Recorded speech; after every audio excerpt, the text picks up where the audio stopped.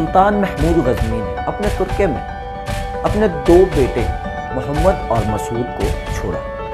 سلطان کے یہ دونوں بیٹے جڑواں بیٹے تھے۔ مؤخر الذکر اپنے باپ کے انتقال کے وقت اصفہان میں تھے، لیکن محمود کے سسر کاظل ارسلان کے بیٹے امیر علی نے محمد کو غزنی کے تخت پر بٹھا دیا۔ تاہم محمد نے ابھی 5 سال حکومت کی تھی۔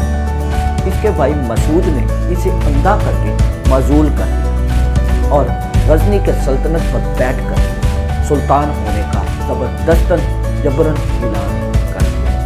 سلجوق تتاریوں کو محکوم بنانے کے بعد مسعود نے ہندوستان کے معاملات کی طرف توجہ مرکوز کی۔ 1033 میں اس نے کشمیر کے پہاڑوں میں موجود سرسوتی کے قلعے پر حملہ کر دیا۔ چھاونی نے بڑی دلیری کے ساتھ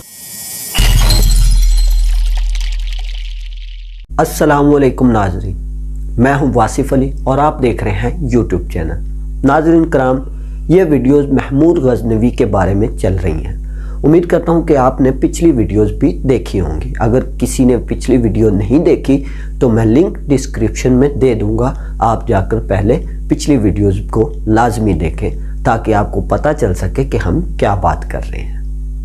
اور ناظرین، ویڈیو کو سٹارٹ کرنے سے پہلے آپ سے گزارش ہے کہ آپ میرے چینل کو بھی سبسکرائب ضرور کر لیں تاکہ میری نیو آنے والی ویڈیوز آپ کو پر وقت مل سکے۔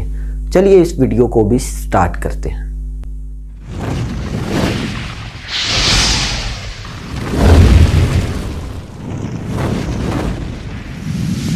علی بن ربیہ کے دڑے نے مودود کے 4 سالہ بیٹے مسعود دوئم کو تخت پر بٹھا دیا، لیکن مؤخر الذکر کی فوجوں کو الپسطگین عجب نے شکست دے دی، کیونکہ وہ بادشاہ مسعود اول کے بیٹے ابو الحسین کی حمایت میں تھا۔ لہٰذا شیر خوار بادشاہ کو محض 6 روز کی حکومت کے بعد معزول کرنے کے بعد ابو الحسین نے غزنی کی بادشاہت کا اعلان کر دیا۔ باغی افسر علی بن ربیہ نے غزنی میں خزانوں کو لوٹنے اور مقامی فوجی دستوں کے ایک حصے کو اپنے ساتھ ملانے کے بعد پشاور کی طرف رخ کیا اور وہاں کے باشندوں کے ساتھ مل کر اس نے ایک بہت بڑی فوج تیار کر لی۔ اس کی مدد سے اس نے ملتان اور سندھ کو بھی فتح کیا اور افغانوں کو بھی مغلوب کیا۔ اس ابتری کا فائدہ اٹھاتے ہوئے ملک میں پھیل چکے تھے اور انہوں نے آزادی کا اعلان بھی کر دیا۔ ابو الحسین جو پنجاب میں امن و امان بحال کرنے میں ناکام رہا تو 2 سال سے کچھ زیادہ عرصے تک حکومت کرنے کے بعد سلطان محمود کے ایک بیٹے عبد الرشید نے 1051 کے اختتام پر اسے شکست دے کر معزول کر دیا۔ ناظرین کرام، اس کے بعد بات آتی ہے سلطان عبد الرشید کے بارے میں، تو چلیے اس کے بارے میں بھی تھوڑا سا جان لیتے ہیں۔ نئے سلطان کا سب سے پہلا کام علی بن ربیہ کو مغلوب کرنا تھا، جس نے شمال مغرب میں غزنوی سلطنت کے ہندوستانی علاقوں پر ناجائز قبضہ کر لیا تھا۔ نہ صرف اس سے یہ قبضہ واپس لینا تھا بلکہ اس سے اطاعت پر بھی مجبور کرنا تھا۔ لہٰذا پنجاب کی سرحد پر امن و امان بحال کر دیا گیا۔ یہ کارنامہ عبد الرشید نے سر انجام دیا۔ شتاجن کو امیر کا منصب عطا کیا گیا اور دریائے سندھ کی مشرقی صوبوں کا حاکم مقرر کیے جانے کے بعد ایک بہت بڑی فوج کے ہمراہ لاہور روانہ کیا گیا۔ نگر کوٹ پر ہندوؤں نے دوبارہ قبضہ کر لیا تھا، لیکن اسلامی فوجوں نے اس کا محاصرہ کر لیا اور سیڑھیوں کے ذریعے اس کے اوپر چڑھ گئے۔ چنانچہ محاصرے کے 6 روز شہر پر قبضہ کر لیا گیا تھا۔ عبد الرشید نے 1 سال تک حکومت کی۔ اس کے اختتام پر ایک غاصب اور محدود کی ایک درباری امیر التزل، جس نے مرحوم سلطان مسعود کے ایک بیٹی سے زبردستی شادی کر لی تھی، اس نے قتل کر دیا۔ لہذا اپنی باری پر اس غاصب کو اپنی تخت نشینی کے 40ویں روز شتاجن حاجب نے اس وقت قتل کر دیا جب وہ دربار عام میں منعقد کرنے کے لیے تخت پر بیٹھا ہوا تھا۔ شتاجن، جس کو نئے بادشاہ کا وزیر اعظم بنایا گیا تھا، اس نے سلطان مسعود اول کے بیٹے فراخ زاد کو غزنی کے تخت پر بٹھا دیا۔ اس سلطان کے دور حکومت میں جو 6 سال تک رہا، غزنوی سلطنت کے ہندوستانی علاقوں پر امن و امان قائم رہا۔ اس کے اختتام پر، 6 سال کے اختتام پر، اس بادشاہ کا انتقال ہو گیا، جس کے بعد اس کا بھائی ابراہیم اس کا جانشین مقرر کر دیا گیا۔ اب ناظرین کرام، ہم سلطان ابراہیم کے بارے میں تھوڑا سا جان لیتے ہیں۔ سلطان ابراہیم نے سلجوقیوں کے معاملات کو نپٹانے کے بعد ملک کے ان علاقوں کو فتح کرنے کے لیے جہاں اس سے پیشتر اسلامی فوجیں نہیں پہنچی تھیں، پنجاب کی طرف پیش قدمی کی۔ چنانچہ 1069 میں اس نے جوہدن پر قبضہ کر لیا۔ ضلع منڈ گمری، جسے آج کل ہم پاک پتن کے نام سے جانتے ہیں، اس پر اس نے قبضہ کر لیا تھا۔ اس کے بعد اس نے ڈلوانی چوٹی کے اوپر واقع روپال کا محاصرہ کر لیا۔ قرب و جوار کے جنگلات کو صاف کرنا بہت ہی مشکل اور وقت طلب کام تھا، لہذا اس کام پر ہزاروں سپاہیوں کو لگایا گیا اور سرنگ نکالنے والوں کو بھی بلایا گیا، جنہوں نے سرنگ کو بھی نکال کر فصیل کا محاصرہ کیا۔ اس کے بعد وہ سرنگ وقت کے ساتھ ساتھ گرتی گئی۔ اسی طرح ہندوستانی چھاؤنی پر قبضہ کر لیا گیا۔ اس کے بعد سلطان نے ڈیرے کی طرف پیش قدمی شروع کر دی۔ اس شہر میں دراصل ایسے لوگ آباد تھے جن کا اصل وطن خراسان تھا اور بادشاہ افراسیاب نے بغاوت کی وجہ سے جلا وطن کر دیا تھا۔ سلطان نے جب دیکھا کہ ڈیرہ کو مضبوط فصیل سے اس جگہ کا محاصرہ کرنے کے لیے مسلسل محنت سے اس کا پہنچنے والے راستوں کو اچھی طریقے سے صاف کروا دیا، لیکن موسم برسات نے اس کی ساری جنگی منصوبوں پر پانی پھینک دیا، لہذا وہ 3 ماہ تک کوئی بھی جنگی کارروائی نہ کر سکا۔ جیسے ہی موسم برسات کم ہوئی تو اس نے اس شہر پر حملہ کیا اور شہریوں سے کہا کہ وہ ہتھیار ڈال دیں اور مذہب اسلام میں داخل ہو جائیں۔ اس کی تجویز کو رد کر دیا گیا۔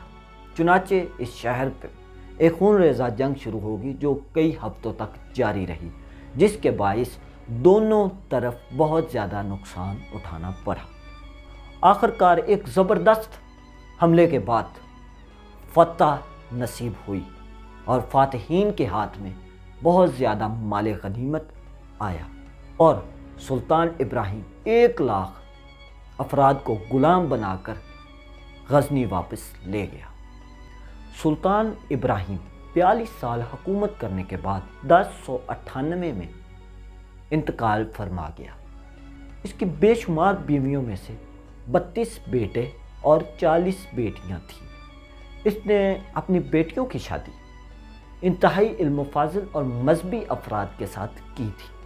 اس نے اپنے آپ کو دین کے لیے وقف کر رکھا تھا، لیکن اس چیز نے اسے سلطنت کے امور کی طرف توجہ دینے سے نہیں روکا۔ وہ رمضان المبارک کے علاوہ رجب اور شعبان کے روزے بھی رکھتا تھا۔ ان تینوں مہینوں کو وہ بہت زیادہ مقدس سمجھتا تھا۔ اس نے ایک جوش نما خط تحریر کیا اور اپنے ہاتھ سے تحریر کردہ قرآن پاک کے 2 نقول تحفے کے طور پر بغداد کے خلیفہ کو بھجوائے، جس نے اس قیمتی تحفے کو مکہ مکرمہ اور مدینہ منورہ کے خطیب خانوں میں بھجوا دیا۔ وہ مذہب کے بارے میں امام یوسف سجامندی کے تحریر میں باقاعدگی سے شریک ہوتا تھا اور اس قدر فرما بردار تھا کہ امام بغیر کسی روک ٹوک کے اس کی حکومت پر سرزشن کر سکتے تھے۔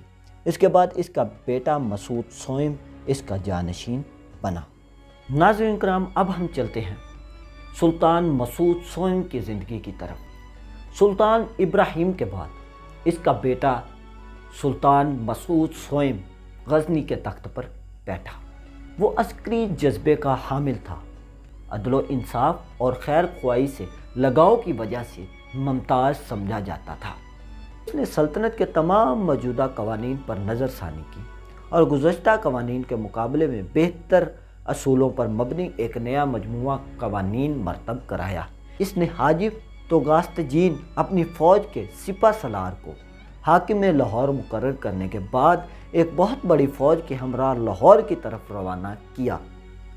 اس جرنیل نے گنگا کو پار کیا اور اسلامی فوجوں کو وہاں تک لے گیا جہاں تک ماں سوائے محمود غزنوی کے ماضی میں کوئی اور نہیں لے جا سکا تھا۔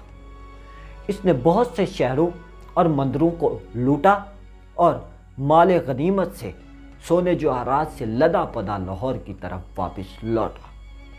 اس شہنشاہ کے دارالحکومت میں لاہور غزنوی خاندان کا دارالحکومت بن گیا، کیونکہ ایران اور توران میں اپنے بیشتر علاقوں سے محروم ہونے کے بعد شاہی خاندان ہندوستان میں رہائش پذیر ہونے پر مجبور ہو چکے تھے، تو انہوں نے لاہور سے بہتر کوئی جگہ نہیں سمجھی تھی۔ غیر ملکی جنگوں اور مقامی خلفشاروں کے بغیر 16 سال حکومت کرنے کے بعد 1117 میں مسعود انتقال کر گیا۔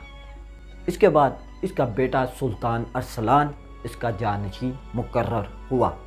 ناظرین کرام، اب ہم سلطان ارسلان کے بارے میں بھی جان لیتے ہیں۔ مرحوم بادشاہ کے ایک بیٹے نے تخت نشین ہونے کے بعد اپنے بھائیوں کو قید میں ڈال دیا، لیکن سلجوقیوں کی سلطنت سنجرانے اور شہزادوں کی حمایت کی، جنہیں ایک طرف کر دیا گیا تھا، لہذا اس نے ارسلان پر جنگ مسلط کر دی اور اسے فرار ہونے پر مجبور کر دیا۔ ارسلان پنجاب کی طرف واپس آ گیا اور اسلامی فوجوں کو ایک جگہ اکٹھا کرنے کے بعد اپنے دارالخلافہ کو بازیاب کرنے کے لیے واپس لوٹا۔ سلطان سنجرانی نے دوبارہ بذات خود جنگ کی قیادت سنبھالی اور دوسری مرتبہ بھی اسے غزنی سے نکال دیا۔ شکست یافتہ بادشاہ نے افغانوں کے ساتھ پناہ لے لی، لیکن وہاں بھی اس کا تعاقب کیا گیا اور اسے قیدی بنا لیا گیا۔ اس کے کچھ عرصے کے بعد ہی صرف 27 برس کی عمر میں ہی حکومت کے تیسرے سال اپنے بھائی بہرم کے ہاتھوں سے پرتشدد موت کا سامنا کرنا پڑا۔ ناظرین کرام، اب ہم سلطان بہرم کی زندگی پر بھی تھوڑی سی روشنی ڈال لیتے ہیں۔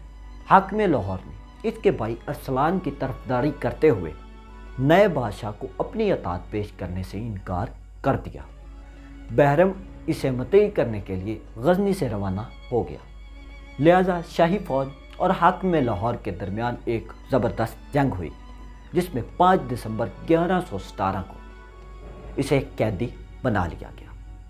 نے اطاعت قبول کر لی، جس کی وجہ سے سلطان بہرم نے اسے دوبارہ حکومت پہ بحال کیا اور واپس غزنی کی طرف لوٹ گیا۔ حاکم لاہور نے پنجاب میں اپنی حالت کو مستحکم کیا اور سوالک کے مقام پر ایک نیا قلعہ تعمیر کرنے کے بعد اپنی تمام دولت، اہل خانہ اور عزیز و اقارب کو وہاں منتقل کر دیا۔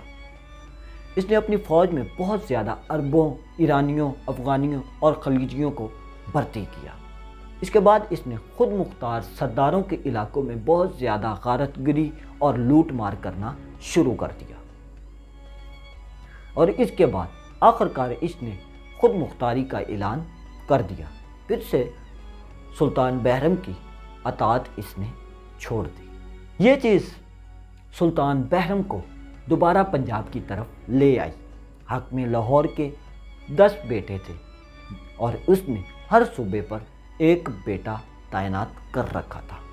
ان سب نے اپنے تمام ذرائعوں کے سمیت اپنے والد کے ساتھ شمولیت اختیار کر لی، لہذا یہ ایک بہت بڑی متحدہ فوج ملتان میں حملہ آور فوج کے سامنے کھڑی ہو گئی۔